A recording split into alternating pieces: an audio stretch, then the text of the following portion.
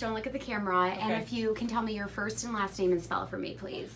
Vanessa Jewett, Vanessa Jewett. And what can I put for your title? It is Injury Prevention Coordinator here at the Robert Packer.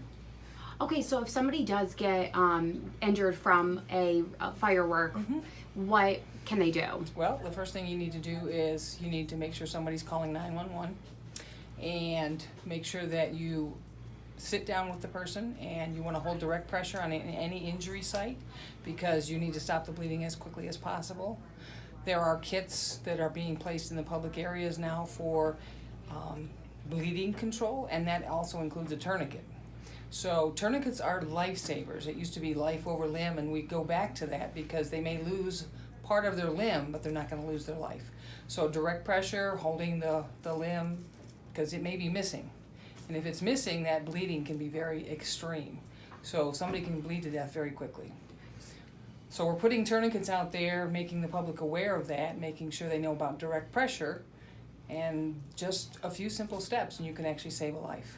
Should they do this and then wait until the ambulance gets there? Like, when should they have to go to the emergency room? Well, if they have lots of bleeding, you need to make sure that somebody has called 911. That's very important.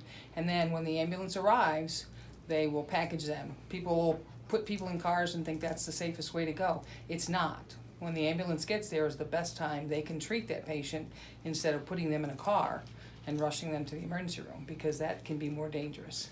Now, on 4th of July, do you see a lot of, is there an increase? Oh yes. The whole week of the 4th of July, people start early and go late.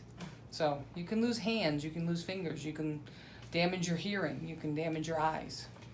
Perfect. Anything else? Prevention, as far as preventing these types of things from happening, what are the best Let steps the to take? professionals handle the fireworks. Even the sparklers can be dangerous because they hand them to kids, and that can cause eye injuries and burns. And burns are not good. So prevention is let the professionals handle it. Where are some of the places in the community that they're going to put these kids? Put The the tourniquets kits, and the stuff, yeah. tourniquets, we're trying to get them in public places like malls and schools and any public meeting places. And those kits actually include gloves, gauze. Sometimes there's medicated gauze in there to help with the bleeding, and then there's a tourniquet. And it's very simple and